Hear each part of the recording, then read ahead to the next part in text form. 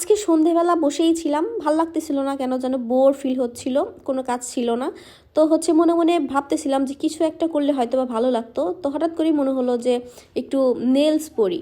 তো এখানে আমি নেলসের বক্সটা সামনে নিয়ে দেখতেছিলাম যে কোনটা পরবো। তো আমার মেয়ে বলতেছিল আম্মু পিঙ্ক কালার পরো, তার পিঙ্ক কালার পছন্দ, পিঙ্ক কালার পছন্দ। তো ওটাই বের করে নিচ্ছিলাম। আর এখানে গ্লু আর এটা স্টিকার আঠা বলে এটাকে।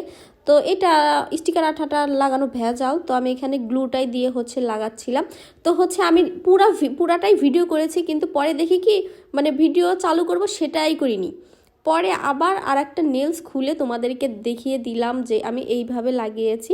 তো যাই হোক, আমার এটা লাগানোর পরে খুব আনইজি ফিল হচ্ছিল। আমি মানে সবসময় পরি না, তোমরা জানো, হাতে একটা যে চুড়ি সেটাও পরি না, সবসময় কাজ করতে হয়, মানে আনইজি ফিল হয় সব কিছু পরলে, আংটি টাংটি এগুলো পরলে আনইজি ফিল হয়। তো সবগুলো চাপা চুপা সুন্দর করে লাগাই দিলাম। লাগানোর পরে তোমাদেরকে দেখাইতেছিলাম এরকম এরকম করে। আর আম্মুকে বলতেছিলাম আম্মু যারা বড় বড় নখ রাখে অল টাইম, তারা কি করে ওয়াশরুমে গিয়ে।